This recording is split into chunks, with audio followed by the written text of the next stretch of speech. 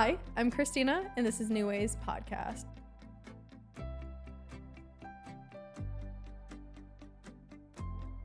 Today, my guest is Flo Chase. Thank you for being here with me. Thanks for having me.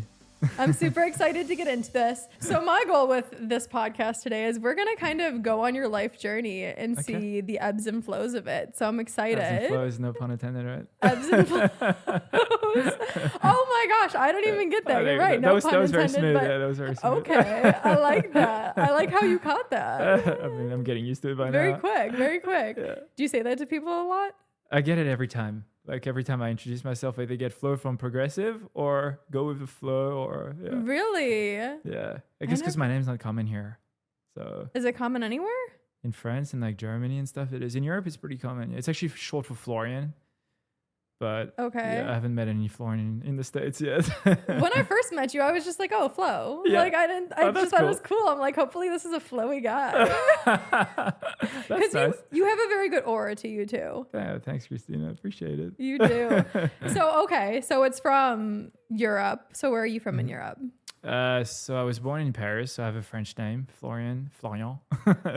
That's where I was born. Then my parents moved to a French island, a French colony. It's called New Caledonia. Not sure if you've heard of it. Where? So it's like in the South Pacific. It's like in between New Zealand and Australia. It's like somehow the French colonized something like 20 hours away from France, I guess, 20-hour flight. But yeah. So is it it's its own country? No, it's French. Actually, we have a French passport. It's like, French Polynesia. They have a bunch of like. Yeah. Yeah. So it's called New Caledonia and it's owned by French. Yeah. Okay, I've never heard of that It's place. very small. Like you can hardly see it on the map, to be fair. So why'd you move there? So my dad at the time had a job. I think they were only supposed to be there for a year. I was 3 weeks old, by the way, when we moved. So when I say that I'm from Europe, I'm really not. Like I was born in Paris, but I spent 3 weeks there. But they ended up staying. They really fell in love with the island, and my dad got a cool position. They ended up keeping him on board. So how long were you there?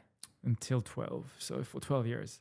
Yeah, okay. From age 3 weeks to 12. And then my family moved to Australia. Okay, why'd they move to Australia? Kind of for us, actually. So New Caledonia is beautiful. Like I'm so grateful we grew up there from those ages. Mm-hmm. But there's only like one college or uni is what we call it. What do you call it? University, uni. Okay, uni. I love that. Only one uni. So my parents wanted us to like learn English because French is my first language, as you can probably hear in the accent. Unfortunately. I love it. Did you say unfortunately? Oh, I hate it. Why? I used to sound more Australian, but now that I've lived in the US for 7 years, I don't know why my French is coming back. So I feel like it's a beautiful mix of both when I speak with you. I feel like it's always that way when you're not from the place. Like, it's like if you were from, I don't know, if you're from the Midwest and someone told you, oh, and you're not, right? That? No, I'm just trying to find, you're not, right? Yeah. No, I am. Are you serious? Yeah. Oh, you don't sound like you're from the Midwest, though. Okay, good. That's crazy, actually. No way, you are? Oh, shit. But yeah, that's what I meant. Like, you would hate it if someone told you. Well, I know that's why my response. But it sounds so cool to everybody else. Like, if you asked an Australian, like, yeah, it sounds so cool. Well, that's when you told me, like, when you asked, and I was like, I think I responded with, like, unfortunately, because I don't like Chicago accent. So I guess. There you go. You usually don't like your own accent. Yeah, I get that. So when people tell me I sound French, I'm like, See, but I tell people the opposite. I'm like, if I was going to have an accent, I would want like a cute accent.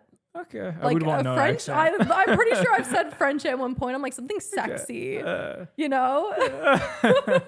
That's funny. Exotic. Yeah, I guess. Yeah. Okay. To you, it sounds. To us, not really. Okay. Yeah. So now you moved to Australia for a better life because it was small. Exactly. The island was small. My parents wanted us to, have more opportunities, learn English, see more, I guess, because I guess you go around the island in 12 hours and you tend to know most people. So they were like, let's, just for, I guess, our brains as well and our well-being. Mm-hmm. Yeah. And I'm so grateful to this day. Like every time I see my parents, I'm like, thank you so much for doing that. Because I feel like it taught me and my brother so much. Yeah, definitely. It's very easy to feel like, not expand when you're living in something that's every single day is the same thing. And I do believe repetitiveness is a blessing and a curse. I can't tell you how many times with this wild, we live in LA. This is a wild world we live in, right? Sure and is, sometimes like moving to an island Sounds where nice. there's one of everything and all I have to do is It is maybe go nice. play in the sand. I'm like, that sounds peaceful as fuck compared to what life is right now. Yeah, I'm sure. Yeah. Yeah, so you moved to Australia and tell me about that. So I moved to a place called Noosa. That's probably not a place you've never heard of. You've heard of Brisbane? Yeah, of course. So it's like north of Brisbane. It's on the Sunshine Coast is what they call it. Oh, yeah. So my parents moved there, which is, again, a small town, but still bigger than living on an island, I guess. Uh-huh. And I moved there. I was in grade 9 when we first moved, and I didn't really speak any English. Like, you learn it at school, but it's very basic. Mm-hmm. So at first it was really challenging, even though I don't remember much of it. But I remember my first year of school, it was really hard to make friends. Okay. Yeah. And I was more of like a kid, like back in New Caledonia. Sort of a reason why parents moved as well is because I had too many friends and I got in some trouble, and they were like, okay, we need to change it up a bit. And then it was a huge change because I had hardly any friends in my first year of school when I moved to Australia. Yeah. At the age of 12, they said you had too many friends. Not too many friends, but maybe like the wrong friends at times. I had great friends and I had friends like, I mean, I can only imagine the trouble you would get into when there's not much to do on an island. Exactly, which happens to most people, which is why I'm so grateful that they moved, because it really changed me in a way. Yeah. Okay. So talk to me about your life then growing up in Australia. When did you realize you were getting better at English? Your friend group started to develop. Were there any struggles with you being from another place? Culturally, for sure. Yeah. Because it's like, it was actually so nice. I remember moving there. So schooling in New Caledonia, even though I was there until year 8, I'd been in school from like 7 a.m. So we'd have to get up at 5:30, and then we'd finish at like 4 or 5. And obviously as you go on, like I know my sister went, like she did all her schooling in France, and you basically finish at 5 or 6 p.m. every day. And when we moved to Australia, we found out that we'd be going to school from like 9 a.m. till 2 p.m. And I'm like, are you serious? So isn't that good? I was so good. I was so happy. Like my friends were like, oh, once I had friends. The first year I didn't, but they were like, oh, let's go surfing before school. And that's something you would never do So do you surf now? Not in California. I'm not a good surfer. When I go home, I love to surf with friends and stuff. Okay. But yeah, it's not, I wouldn't say I'm a surfer, but I enjoy it on. What's the difference? Well, people get up every day, they go surf. It's not something that I do all the time. When I go home, I'll go with friends. Okay. I'm not like hooked on it. I enjoy it. Why is schooling so much longer on island life then? I think it's just the French system. I don't think it's because of the island, because in France it's the same. Yeah, it's the same thing. Do you think one way is better than the other? I definitely do, yeah. Okay, which way? Just because I experienced both. The Australian way, especially at those ages, because I feel like school is great, don't get me wrong, but you're only a kid once. So I actually remember more like the time that I had to go play tennis or do things with my brother and my dad after school, going surfing in the morning with my friends. I think that's what a kid should go through as well. Like, not just feel miserable, like being in school all the time. And then you'd finish and you do your homework. You basically didn't really have a social life. I completely agree with that. Did you feel miserable when you were in school? I think I was in New Caledonia, not really, because I was a bad student anyways. Yeah. So yeah, I mean, somewhat. And I also, when I was there, I used to golf a lot. So I was in like a golf system, like golf school. So we were lucky. We were only in school like half of the day. And then the second half, we were training golf. Okay. So, wait, you were training golf? Yeah. Like, was that part of your schooling? Well, yes, part of the program. Yeah. That's kind of cool. Yeah, it was cool. It was fun. I was going to say, I can't really, when people ask me about my schooling, I'm kind of like, I passed everything with flying colors. It was fine, but I didn't show up to school that often. So that's why I was like, I do think that children should be out there like living their lives. I think the best, I'm sure you can relate, where the best experiences and the most knowledge came from you doing things and being involved in it and fucking up and then learning from it versus like, okay, you teach it in a book. Of course. What is that going to do for you? And you also find out what you really love too, Yeah, because you try different things. Like even when we moved to Australia, it was a shock. I'm sure it's the same here. But at age like 14, 15, you can start picking up a job like working at a cafe or something like that. Yeah. Which I think is so good for a kid because you actually learn about life at 14 years old. Like, oh, okay, this is what making money looks like. And well, in the French system, you're not allowed to work until you graduate. So wait, you're not allowed to at all? Maybe it's changed, but back then, no. Like, it's not a thing that people have a part-time job while they're in school. It's just not a thing. So did you have a job when you were in school? In Australia, I did, yeah. I was coaching tennis while playing tennis. So it was always related to sports. But yeah, it started with a work experience because, you have work experience that I make you do in grade 10, I think it was. Uh-huh. And then my old club had me coach tennis and like restring rackets. I would restring rackets after school and stuff. Okay. What Yeah. do you think that taught you anything now, like looking back, being able to do a job For when you were sure, younger? even socially, like, you'd have parents come with their kids to tennis lessons, even though I was a kid too, but I was teaching tennis socially for sure. And I also got to save money. I was buying my own rackets and stuff like that. Yeah. Which was cool. Yeah. Okay. So when did you end up leaving Australia? In 2017 is when I left. Okay. Why? For work, for music. So I do music full time. I went to college in Sydney for music. Mm-hmm. And I always had the American dream for music. I always wanted to come and check out LA and like America. Okay. Just because it seems so cool from over there.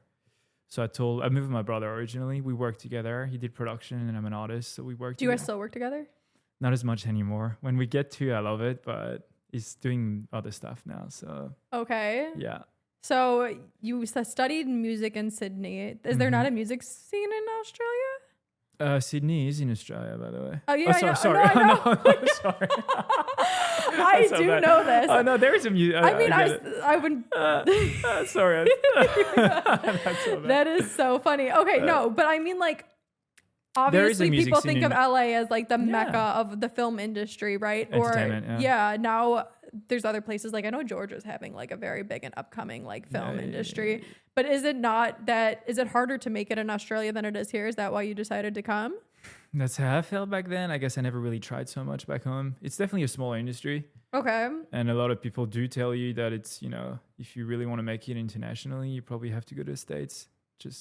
That's what you were kind of like taught to believe? Kind of. And I always wanted to, I don't know, maybe because my parents moved. I love traveling. I was like, I'm ready. I mean, Australia is still my favorite place in the world, but I'm like, you know what? I want to go try it over there, see what it's like.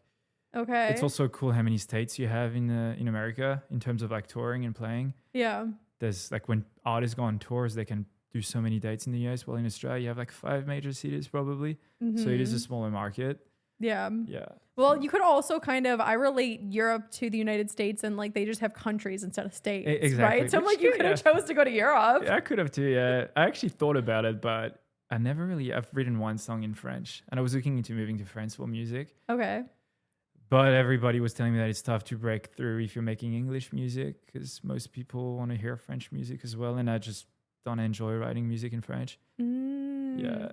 Okay, so you decided to come to the United States, and was it you who brought your brother, or was he like, I'm going with you? It was sort of a mutual decision, but it was more me actually. Okay. It was more me, which for a while I was like, I kind of feel bad. He was so happy in Sydney, but he was happy here too though. Yeah. I mean, everybody makes their own choices. Of course, yeah, you can of definitely course. like poke the bear a little bit, but he's the one sure. who decides to get up and move. Exactly. Yeah. So you guys decide to move to the United States, and I know coming here was not the easiest thing for you to do. No. Okay. At first it was okay. So we came. I'd never been to the States. We came on a tourist visa, I guess, a one-way ticket.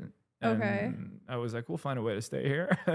I was speaking to like labels and management at the time. Oh, before you were even out here. Yeah, because I was just trying to set something up, And I Okay. had some people reach out and stuff from a song that I released and stuff. So I was like, okay, let's go check it out and hopefully we can figure it out.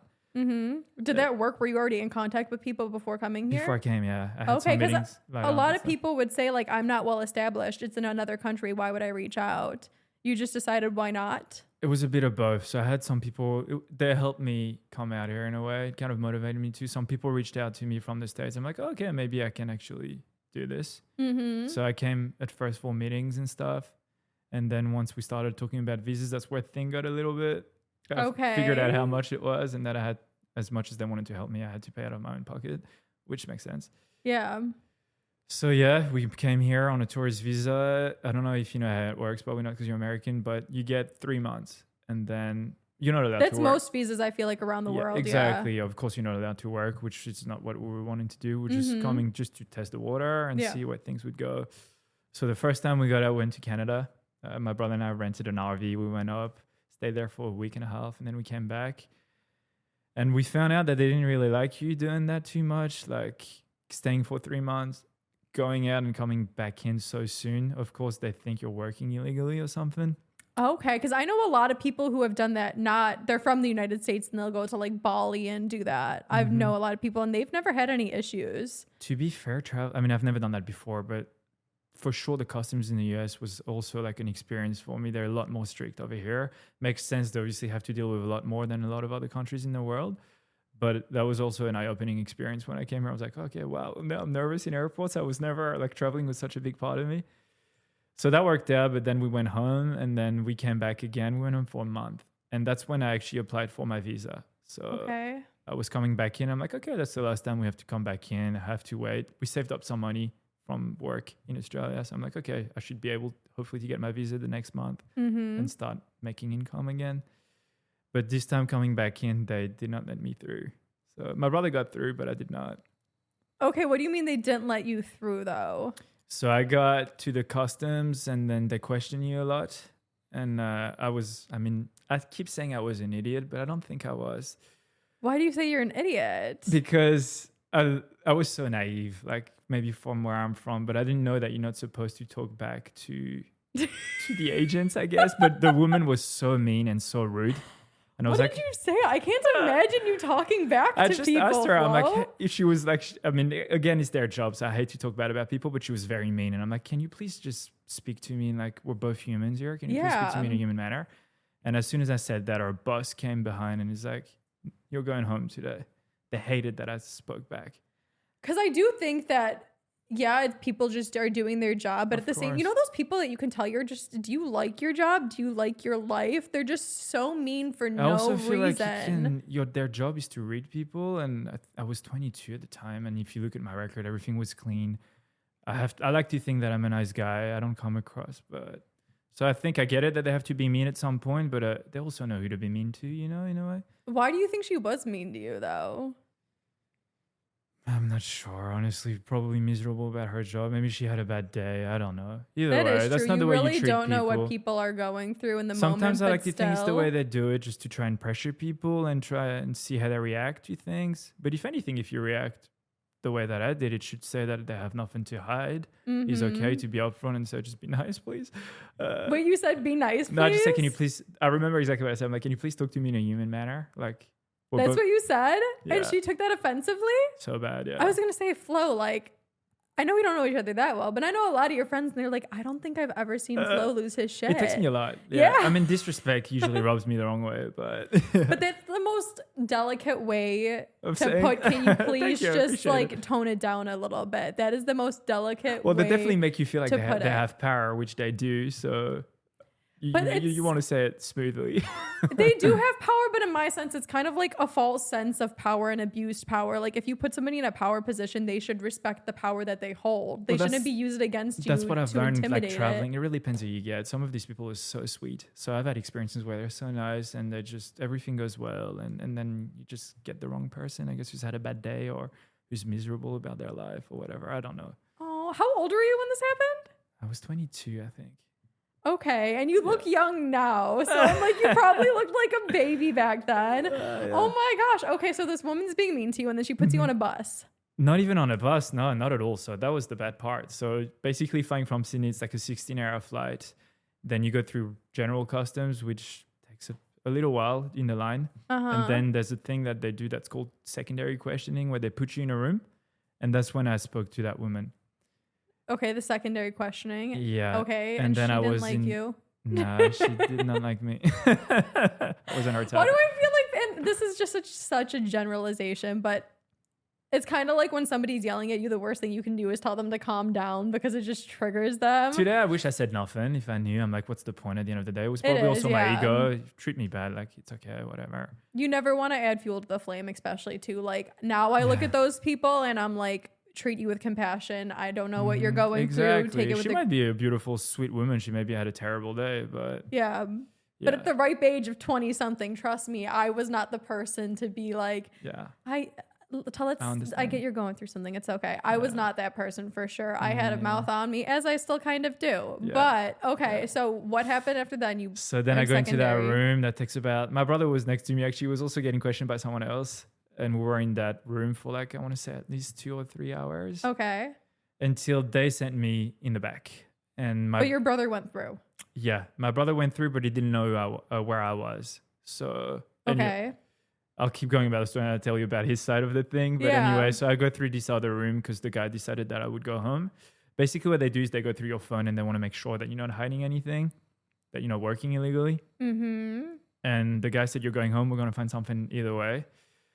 Especially since I had my visa in process. I found out as well that, again, I was too honest. I told them I have a visa in process, which is why I'm coming back in.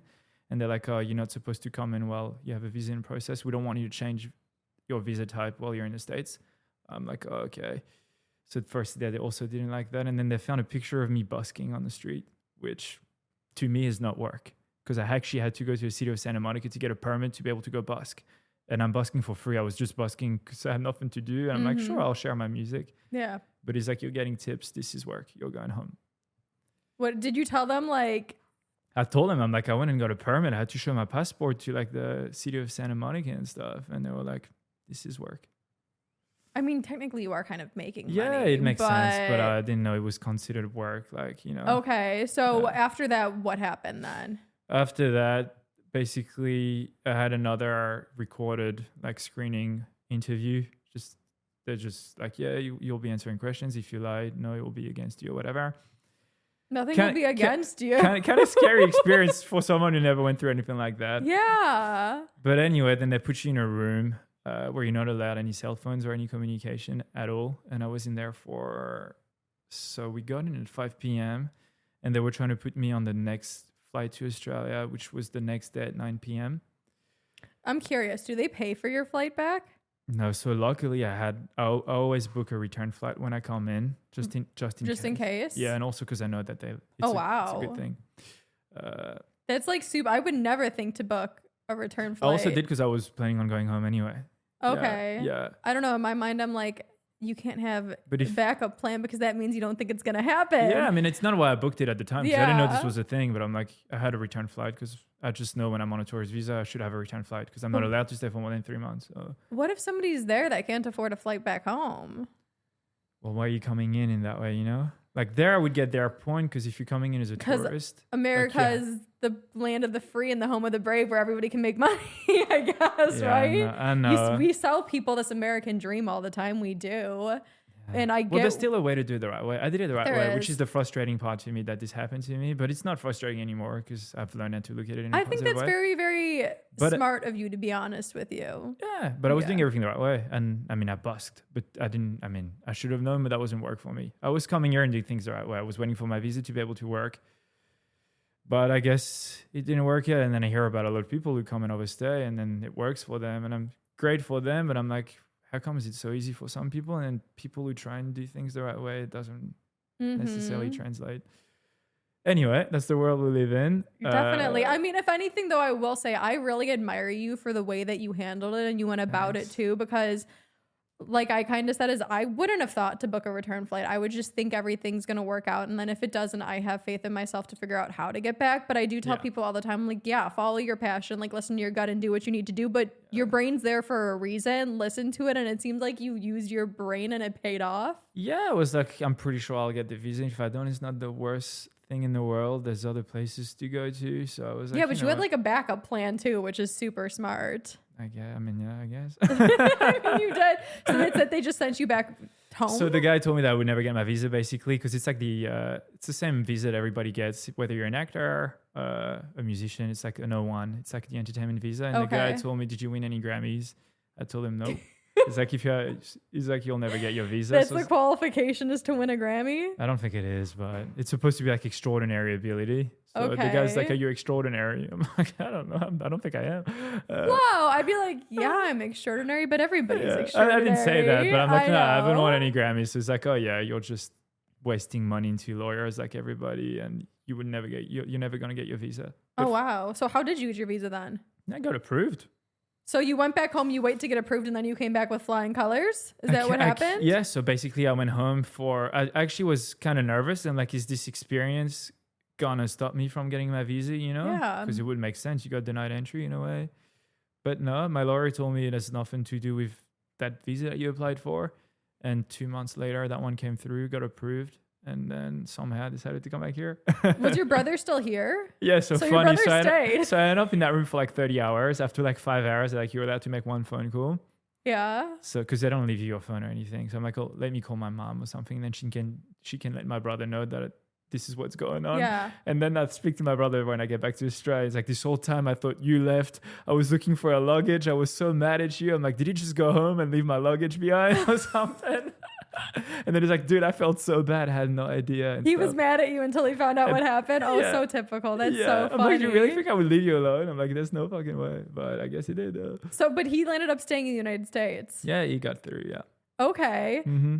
What made you want to come back then after you got your visa though? Because I feel like a lot of people might get discouraged. Yeah, no. My mom tells me that all the time. She's like, "Why did you come back?" I would have said if they don't want you, good. You're not good. Yeah, no. A lot of people would be like, "Well, it didn't work the first time. Whatever. It's not meant to be." Or it's just what made you. You're like, nope. I think it made me even hungrier, to be honest. Like we said, like you learn more from your failures and stuff. So I mean, you know what? Was something in the way. I also think it happened for a reason, because it was so nice actually going home for 3 months. I got to spend so much time with my family. Yeah. Which you don't really do much once you move out of home. Like you don't spend much time with your parents anymore. And I read somewhere online that it's like once you moved out of home, for most people, you've already spent like 75% of like the time with your family. I mean, true though, because when you're an makes adult, sense. you're out here like doing your like, thing. I was like, you know what? Thank you so much. I spent like 3 months with my mom, which was so nice. We got so much closer. I got to meet my ex back then, which was such a nice experience. I worked on a new album while I was home. Felt very inspired. So I think it happened for a reason as well, and it was probably a blessing in disguise. I wish it would have been a little easier, than having to go through it. As we all do. We're like, we don't like going through this shit, but when you look at it, you kind of have to. I think it made me stronger. I had to go through something a little bit more challenging because I never did. So, yeah. Where'd that mind? You said you never went through anything challenging? Nothing like that in a way. I'm sure I did in different ways, but yeah, this was the first time that I felt like, oh wow, I'm not in control, Yeah, but how'd you get that outlook on it is my question, because many people then who have had easy upbringings and haven't had to struggle that hard, they don't see it that way. It's more of a victim mentality because they've never actually had to endure and overcome and like reflect before. So you going through that in your 20s, most people meet adversity before that, and they kind of build that outlook through experiences. How did you come to that outlook where it's like it's still served me in some way, shape, or form? That's just the way I like to look at life in general. Maybe that's what my parents taught me, but I always think there's something out of everything. So even when something's bad, there's always good in it. So, yeah. So tell me a little bit about your parents then, if that's where it came from. I guess it came from them. I'm not even sure if it did, but they're very positive people. I feel so grateful and lucky. They were. I mean, even the fact that I did music, they were so supportive. I dropped out so I was in college for science. I wanted to become a vet. Okay, that's a flip. And my parents were like, you know what, drop out if you feel like music is your calling. Go for it. We'll help. We'll support you and stuff, which I think is beautiful. That is amazing. Yeah. For them to do it. So I guess they were always kind of engraved in us that, there's so much positivity in life. And you don't know where that came from? I feel like it came from them. When I think of my dad, he's like the brightest person. I remember like going to like even like tennis lessons, and like my coach would tell me, he's like, your dad is like someone that I've never met anybody who smiles all the time. He's always got a smile on his face. And of all things, he's a doctor, so he has to deal with a lot of sad and negative thing. But he's always Wait, your dad's a doctor? Yeah. So I'm thinking maybe that's why he's positive, because as a doctor, you see this shit and makes you really gain appreciation for what you do have. Exactly. So. Okay, I was gonna say anybody who also by choice moves to a small island is probably like content with the simple pleasures in life, which oftentimes are the things that are overlooked so much but are the most valuable. Yeah, so, the simple things in life, right? Yeah. Okay, don't hate me for this, but I have one other question. Yeah. I was told to ask you about a restaurant. A restaurant? A restaurant. Did you open up a restaurant? That's so funny. Did you? My brother and I did, yeah. Okay, tell me about that. What happened? I would have never guessed that. So that's in New Caledonia, by the way. So during COVID, I went home. Okay. And everything shut down. So I hate to say I was stuck, but I was in a way stuck over there. And I was very bored. As much, I was writing songs and stuff. I'm like, hold on, let me try. And I was also getting to, that was 3 years ago. I was getting to that age where it's like, I'd like to build something else than just music. Yeah. Just to have something else. And I decided to build a little, it's like a surf shack restaurant bar. Okay. Yeah. With your brother? Yeah, we did it together. So I was the only one stuck there. I started the project, got it all in line and stuff. And then we both opened it and ran it together for about 3 years. Okay. Yeah. For 3 years. And then what made you... 2.5 or something. Yeah. Wait, when did this end then? Because COVID was recently. It ended last year. So there was a bit of they called it like almost a civil war back in New Caledonia last year. So we kind of closed it down because, yeah, it wasn't the best over there. And it was also getting a little tough to run remote from here. It's so far. Yeah. Where did that come from though? What made you think, okay, COVID hit, I'm going to go back to this small island? So I was actually there. And so my parents have this land where my dad practices. My mom has a store. And we have, they had like, the shipping containers. Mm-hmm. Like I don't know how big they are, but they're pretty big. Yeah, you're talking about like the big metal ones, exactly. right? Exactly. My mom had one. Thing. Exactly. Yeah. My mom had one sitting on the land, and I'm like, hey, what are you gonna do with this? Like, you should sell it or use it. And she's like, oh, you can do whatever you want with it. So then I wanted to open up a gym. Like fitness has always been a huge part of my life, and they live on a part of the island that it's still quite remote. So there's definitely a lot of opportunities there and things missing. So I wanted to open up a gym, but then I realized that the business plan didn't make much sense because there's already a gym there. And everybody was complaining that there's no nightlife, no bars, no. So I was like, hold on, that's something I've never done. But it sounds fun. At first I wanted to, my brother and I have always been good with design. That's actually almost what my brother does full time. But I'm like, I'm sure I can make this place look really nice. Yeah. And inviting for people to come and then just rent it, have someone else run it. That was my goal. My initial goal was not to run it, but then we decided to run it for 2 years so that we could sell it and, make a bit more out of it. Okay. At the risk of sounding kind of tone deaf right now, I'm going to say you make everything sound so simple. It definitely wasn't, though. It was a pain in the ass. I'm like, you're like, I was just here and I decided to do this. So that's what I did. But okay, how do you get the courage to do all this stuff then? Because most people, if they said, oh, I want to open up a restaurant, they're going to go in their brain. I feel like I have courage because I was doing it for my brother too. So I'm like, hold on, this would actually be great for the two of us. So in the back of my mind, I'm like, okay, like I have so much free time. Also gave me purpose, during those times. I'm like, okay, I'm actually content. I'm working on something. And also in the back of my mind, this is going to be great for the both of us. Like, eventually it will be passive income for us. So you find joy in working on something. I do. I mean, I feel like I have ADHD maybe. I hate not being busy or not doing something. So I'm like, hold on, I got to do something with my time. But you're very focused on the things that you love, though. That's what I find so cool. Is I'm thanks. like, you seem, once again, you make it look easy. Like you're like, nice. I don't know. I just decided to do something, then I figured it out, and then you did it in a way that makes sense, and it's not just because a lot of people. There was definitely a lot of learning and failures through it. I'm not gonna lie, but yeah. What do you tell yourself when you start something new? You'll find a way, and anything's possible. Someone else did it. It's possible. I agree with that because you do. A lot of people, when they get momentum and they want to start something, they have all this momentum. They do it. They don't think about it logically, and they just go without having all the facts. Or they go with their gut, and then they hit a wall and they give up, or they never started to begin with because they lack the faith. I in also the have to give some credit to my brother here too, because I started with like some of the things that I think I'm kind of good at. I was like, okay, I feel like I know how to make a place look nice. Traveling, I've seen sort of what cool bars and stuff look like. I love traveling. I love like decor and stuff, which is a little girly, I guess, but I'm a huge fan of like decor. It is not, I mean, maybe you can consider it girly, but okay, you are very well dressed as well as I've seen your bedroom, and I didn't walk in and I was like, whose room is it?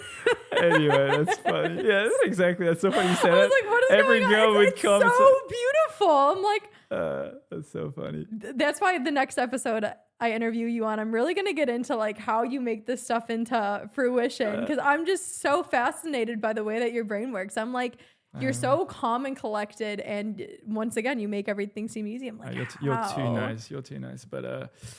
But yeah, anyway, where was I going with this? I was going with my brother, and he helped me out. So at first, like I said, I wanted to do it and then rent it because I didn't feel like I was capable of running a restaurant, let alone my goal was to come back here and keep going with music. Mm-hmm. But it was like, you know what? It's possible. Like there's more like potential. If we can run it for 2 years, we can find a good manager. He motivated us to open it, by the way. So I don't think if it was for him, I probably wouldn't have opened it. Do you feel like having your brother as like a business partner and somebody who came to the United States with you, do you feel like it made things a lot easier to know you had like for sure somebody to lean on? It makes it more fun. And I've always been like like a people's person. Yeah. I love working in teams and stuff. And my brother is actually the other way around, which is why he went to production. Like he loves being in his room and like editing videos or producing stuff.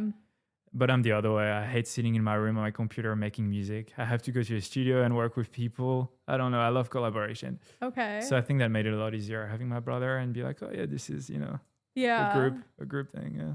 So it's like you guys complement each other very well. And that was also my favorite part of running for 2 years. By far, like my favorite part of running this business was just the crew, taking care of employees, working together. Was so nice. Yeah. Do you think that that's one of the keys to making something sustainable, is being around people that you really enjoy? For sure. But it was also a learning experience because I didn't know how to also be a boss, you know? Yeah. I tend to be maybe a little too nice sometimes.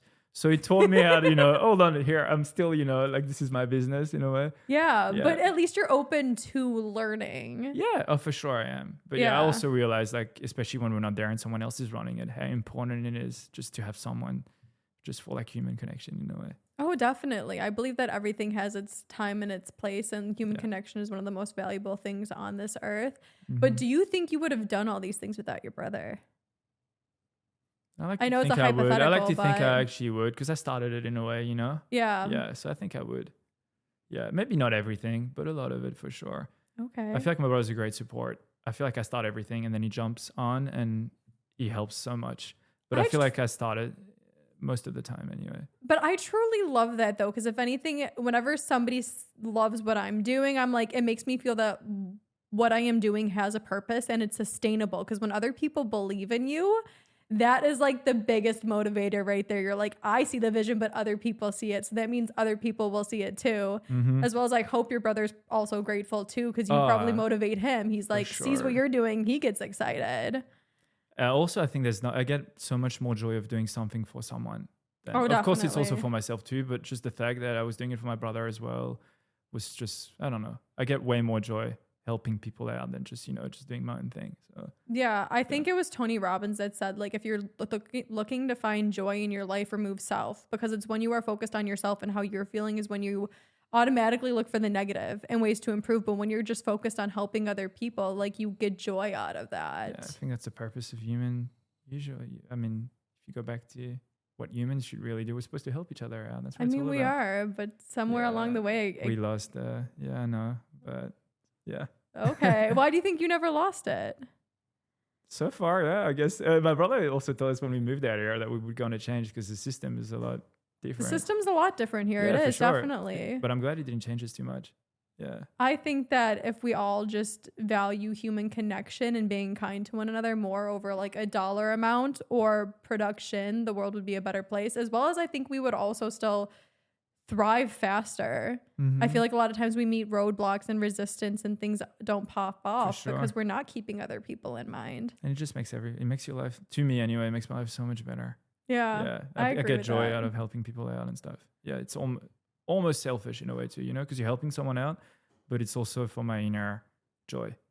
No, I've actually had that conversation with somebody. Somebody's like, I'll give this bum on the street $1, but I know I'm doing it because it's going to make me feel good too. But yeah, that's a different type of giving. I don't think that's selfish though, because I do believe in energy and I think everything is an equal exchange of energy in this world. So I'm like, if something lights me up that I'm doing for you and lights you up, like, isn't that a win-win? Sure. You should never, I don't think you should be doing something when I don't believe in selfless. Yeah, because that's not sustainable and that's not good. You shouldn't have to be miserable to help somebody else. Yeah. You shouldn't, or else it's also coming from like a bad place and it's probably not going to work out the way it's supposed to either way. Amen. Yeah. So, okay. Honestly, this 30 minutes just flew by so fast. It's already been 30 minutes. I'm like, I could go on and on. You have so many other life stories. I know you do. But we'll get into other things. Yeah. To end this episode, my last question for you would be, what is something that you're grateful for, most grateful for? Most grateful for, I'd say my friends and my family. For sure. Okay. I think that's the biggest joy in my life. Yeah. Okay. I love that. Thank you for sharing this with me. No way. Thank you so much. You make it so easy, honestly. You're amazing what you do. So thank you. Yeah. I try. I do love to yap. So thank you for sitting here and chatting with me. Thank you. It's been a pleasure. Likewise. Yeah. And thank you guys so much for listening. Until next time, I love you.